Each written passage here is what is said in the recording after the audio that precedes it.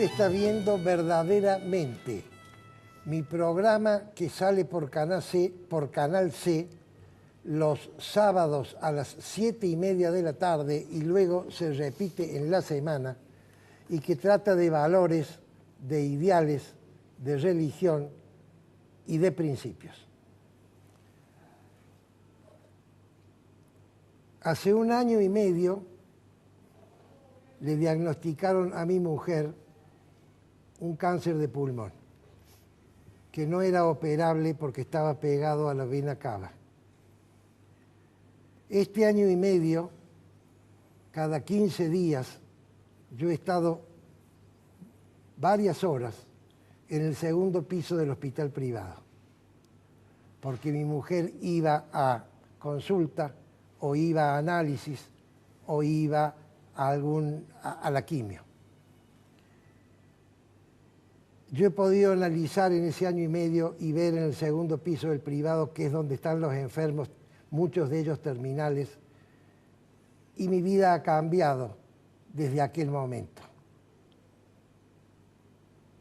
El tratamiento del Hospital Privado y Universitario de Córdoba en general y del Servicio de Oncología en particular, los médicos, las enfermeras, las secretarias y todos los auxiliares, ha sido tan extraordinario para con Elena que a pedido de ella, porque me pidió que yo hiciera referencia de este tema, hago un homenaje al Hospital Privado de Córdoba en la intención de Elena Martínez Moya, mi mujer que ya está en el cielo, y he invitado entonces al director del hospital privado, que es el doctor Gerardo Amuchastegui. Gerardo, muchas gracias por haber venido. Muchas gracias por tu invitación y sobre todo en un marco de tan doloroso reconocimiento. Gerardo acaba de ser nombrado vicepresidente de la Bolsa de Comercio de Córdoba, pero hoy vamos a hablar de medicina. Y yo quiero empezar, Gerardo, por la parte sociológica de la medicina. Esto que he visto yo en el 2.º piso me ha hecho revalorizar al médico y a la enfermera como profesiones diferentes. Ustedes son distintos, Gerardo. El médico es diferente. ¿Por qué elegiste vos la medicina? Sin duda que hay una vocación de servicio que es el disparador inicial. Difícilmente un médico puede llevar adelante una profesión sin tener un espíritu vocacional que contribuya en el día a día a buscar el bien común, el bien de la gente. Esto creo que es algo básico. Un individualista, y ha habido, y los hay, en la medicina, tarde o temprano encuentra una contradicción dentro de lo que es su vida diaria y lo que es los requerimientos o las necesidades que la gente le exige. De manera que yo creo que hay sin duda, en mi caso en particular, vengo de una familia de profesionales. Tu padre era médico. Mi padre era médico, mis 2 hermanos mayores eran médicos, el último, bueno, el más cercano a mí falleció el año pasado. Marcos. Con lo cual, obviamente hay una influencia natural que se dan en las familias donde existe la medicina como acto central de conversación en el día a día, en lo cotidiano. Entonces, ahí hubo una influencia. Sin embargo, tengo una gran cantidad de colegas que no tienen esos antecedentes familiares y pese a ello hay un común denominador que es, yo creo, una vocación de servicio como cosa principal en la persona, ¿no es cierto? Yo creo que por allí pasa, por lo menos, en una definición inicial del tema. Bueno, y esta vocación de servicio se traslada al Hospital Privado de Córdoba, que es una institución que ya nace con esa vocación. Me gustaría que cuentes un poquito cómo empieza el hospital privado. Bueno, los orígenes, yo siempre digo, hay casi como una contradicción. Los orígenes del hospital privado se remontan a una lucha política, ¿no? Un grupo de profesionales que durante el gobierno peronista, en la década del 40 y 50, es, digamos, desafectado de sus tareas habituales que ejercían en los hospitales públicos y en las universidades. Con lo cual se plantea una utopía de crear, y hasta el nombre lo dice, un hospital que hace referencia a algo público. Los hospitales en en el mundo se referencian a lo público, sanatorios, institutos, a lo privado. En este caso, un hospital privado, porque ellos tenían la utopía que, no pudiendo más prestar actividad médica o médica pública en los hospitales o en las universidades, pretendían hacer una institución que ambas inquietudes se pudiesen unificar. Entonces, poder atender pacientes indigentes, que eran los que habitualmente se atendían en los hospitales públicos, y pacientes privados. En aquella época no existía la obra social. Y lo más gracioso que la estructura edilicia responde a lo mismo, es decir, había en el internado un pasillo que dividía lo que podían ser las salas compartidas de los pacientes indigentes con, del otro lado, pacientes privados con baño individual, etc. Obviamente, las vicisitudes naturales de las empresas motivó que a corto plazo de arrancar con ese enorme proyecto, la economía impidió poder trabajar atendiendo gente gratis, con lo cual poco a poco se fue aquello original desvirtuando. Sin embargo, el espíritu que motivó a estos fundadores se mantuvo. Y si uno analiza a lo largo de tantos años hechos históricos, como fue el incorporar por primera vez en el país a una atención en una estructura privada de un grupo colectivo, como fue el traer la Renault y atender a bajo precio a pacientes que no tenían acceso a la medicina privada en aquel momento, ya fue un hito para el momento. O el hecho más reciente de la creación de la universidad bajo el marco de lo que significa la responsabilidad de trabajar sobre los jóvenes para hacer o para mejorar lo que significa la calidad médica. ¿Qué significa eso? Ustedes tienen una facultad de medicina en el hospital privado. Nosotros tenemos un instituto universitario y se llama así, no es universidad porque únicamente responde a un solo tipo de formación, que es la formación en salud. Si nosotros incorporamos, que ya lo tenemos probablemente para de acá unos 24 meses, otras carreras que no sean propiamente salud, pasamos a tener el estatus universitario y no de instituto universitario.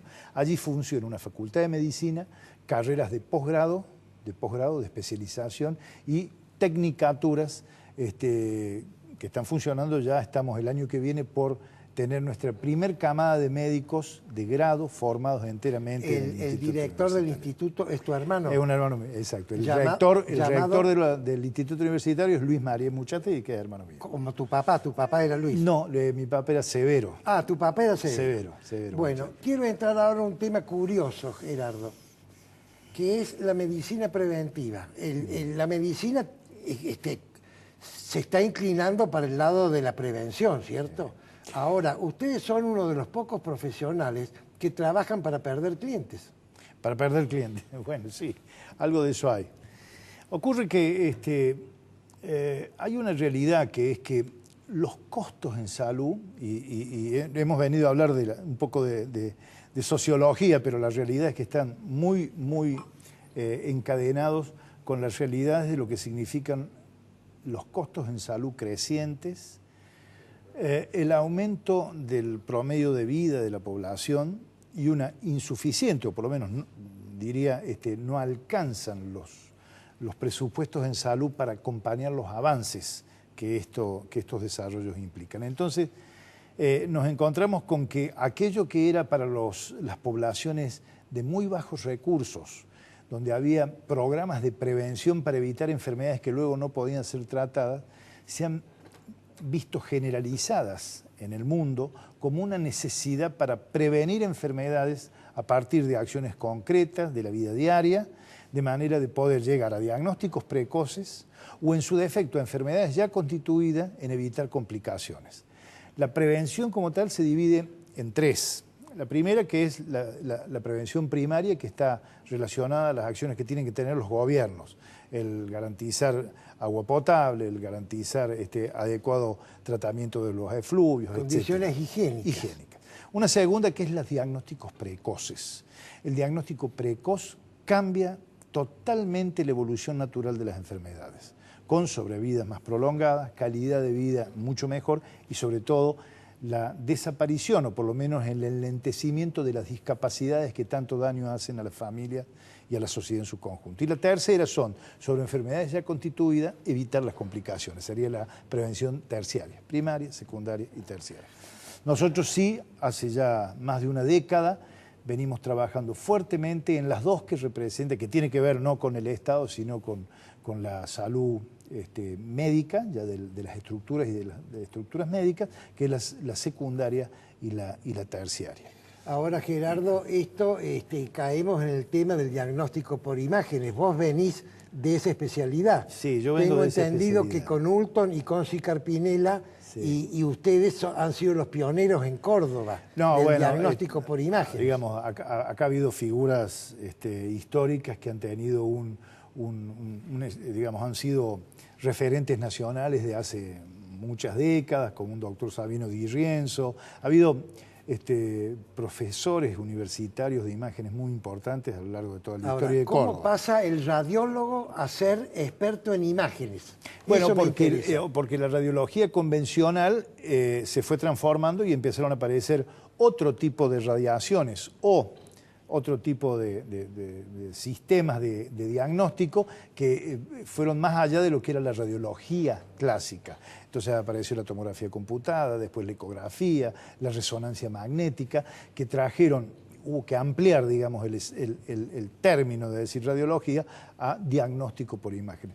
Pero digamos que la prevención no únicamente está en hacer una radiografía de tórax oportuna o una tomografía computada de cuerpo entero o una resonancia.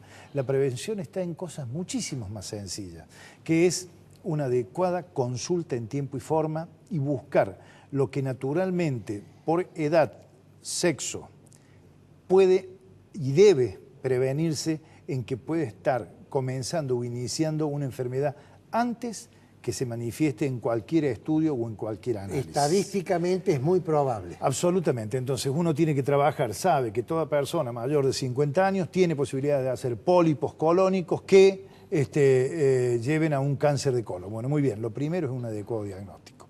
Eso significa un par de preguntas nomás, porque puede haber sangrados intestinales que no hayan sido detectados, que se atribuyan a unas simples hemorroides y por ahí las características o particularidades ya nos hacen advertir que hay un pólipo que sacado en tiempo y forma va a evitar un cáncer a posteriori. Esto es un simple ejemplo, ¿no? Pero esto implica lo alerta que tiene que estar el sistema de atención en salud para, por franja etaria y por género, actuar en la prevención de las patologías más frecuentes que ocurren en esos determinados sectores o grupos de riesgo. Bien, Gerardo, vamos a hacer un pequeño corte y luego continuamos. Gracias.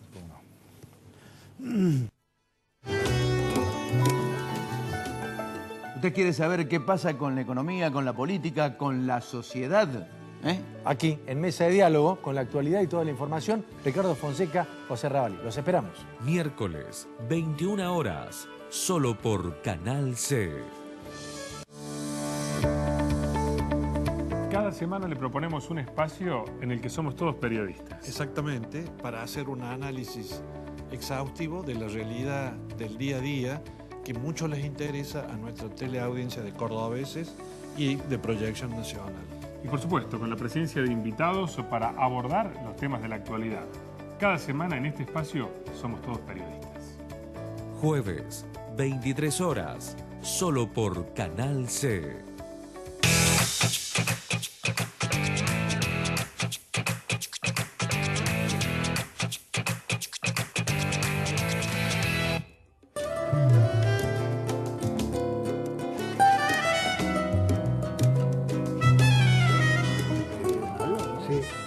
Continuamos con el doctor Gerardo Amuchastegui, que es el director del hospital privado. Estábamos hablando de las prevenciones y viene la pregunta de cajón, Gerardo. Diagnóstico por imágenes, todos estos estudios, aparatos costosísimos. Estos estudios te pueden salvar una vida, te pueden regalar 10 años, pero son tan caros y cada vez pareciera que son más caros que cómo va a ser la gente para acceder a ellos. Sí, esto es algo que no está resuelto, pero no está resuelto porque, nuevamente lo digo, no se soluciona ni se prolonga la vida 10 años si a todo el mundo le hacemos una resonancia magnética de cuerpo entero. En realidad, las medidas son mucho más pequeñas, mucho más, diría, sencillas y simples, pero sí masivas. La masividad es lo que hace que la prevención tenga efecto. No podemos hablar de prevención exclusivamente para un sector de la población que puede pagar determinados procedimientos, sino que es una mezcla, es un equilibrio justo entre lo que garantice masividad a bajo costo.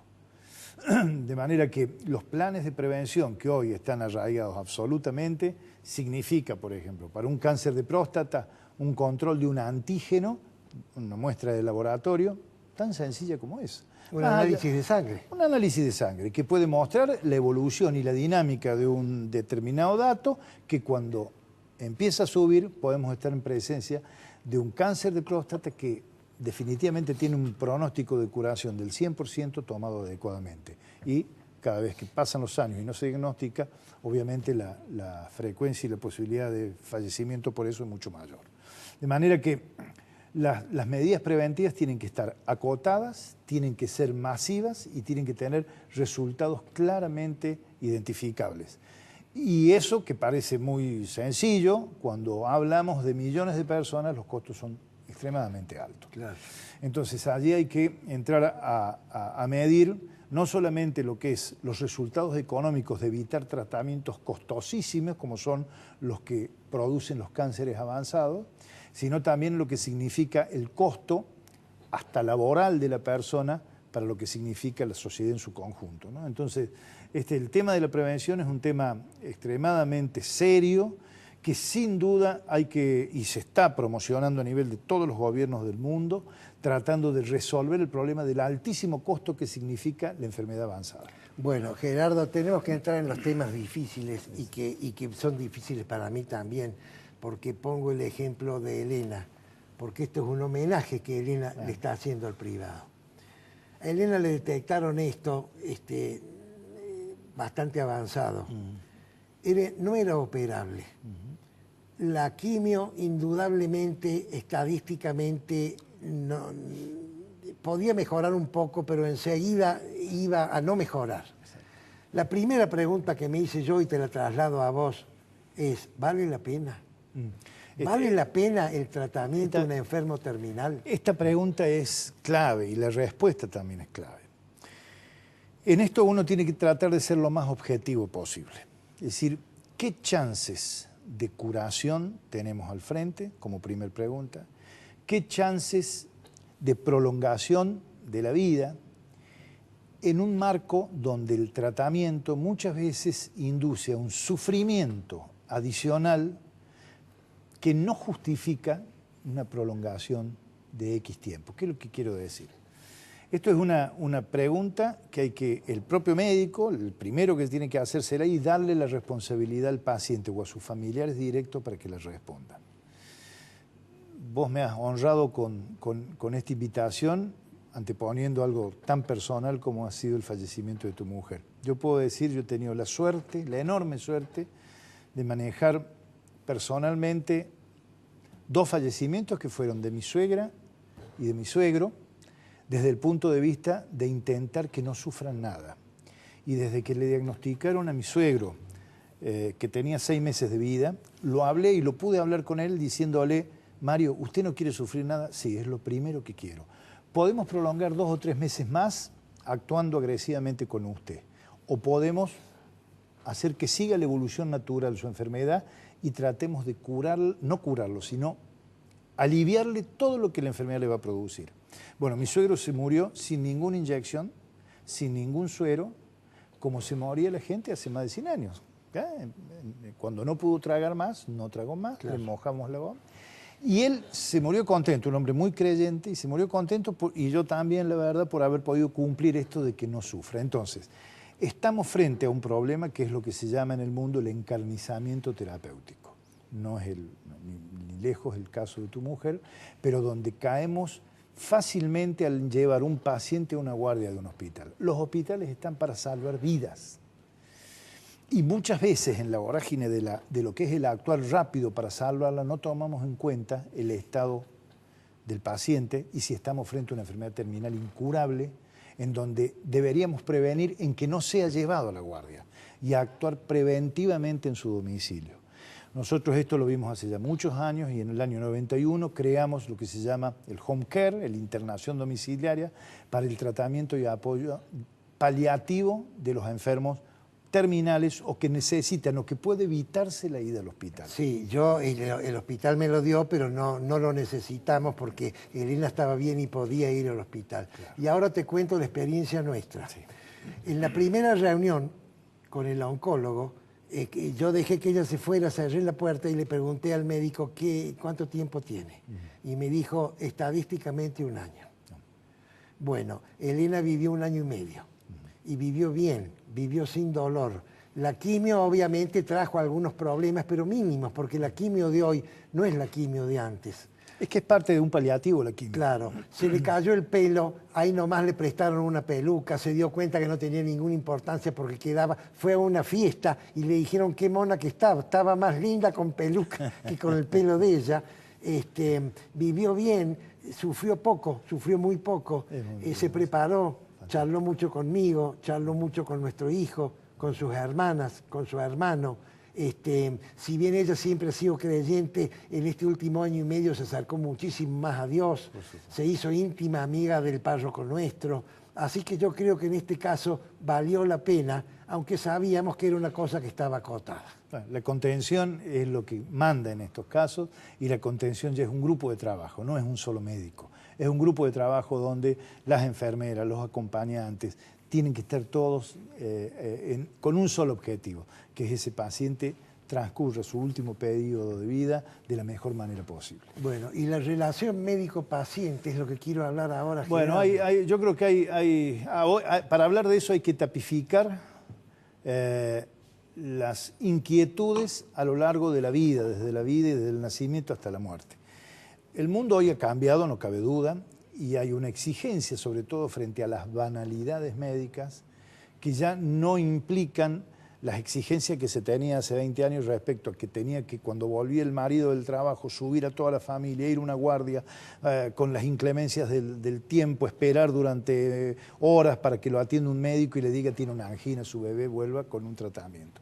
Hoy la gente quiere solucionar esa enfermedad prevalente a distancia, si es posible con un aplicativo del celular, mostrándole la garganta y que haya una indicación en consecuencia.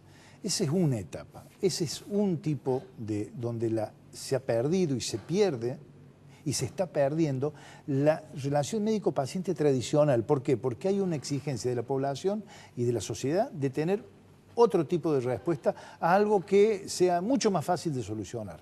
En el otro extremo está tu caso, está claro, donde tiene que haber toda una estructura planteándose el mejor morir para ese paciente. Y el medio tiene que haber calidad en todo lo que significan los procedimientos que generen inquietud e incertidumbre. Y allí la figura del médico y la figura de los auxiliares de la medicina o de la enfermera es un hecho, pero absolutamente una persona crucial. Y también la secretaria. La secretaria, la contención al momento de acceder, donde cada paciente que llega a un mostrador administrativo sabe, se cree y pretende ser absolutamente diferencial, porque es natural que así sea. Bueno, no es fácil cuando uno tiene estructuras con 2.000 empleados, trasladar, controlar y capacitar a la gente con buenos resultados para que todo el mundo tenga el mismo trato y sea atendido con toda esa contención. Ahora, pero se intenta. Ustedes tienen un nivel de profesionales superior a la media. ¿Por qué? Bueno, yo creo que tiene que ver con las capacidades que se exigieron de inicio para incorporarse al hospital privado. Yo con orgullo digo que a lo largo de toda la historia del hospital se pretendió que todos los profesionales que ingresaron como staff y accionistas y dueños tuviesen formaciones más allá de las tradicionales o clásicas. El 80% de nuestros profesionales tienen formación en el extranjero, tratamos que traigan todo lo que es novedad en el mundo y que así se generen todas las estructuras de formación que se van suscitando, que se van dando.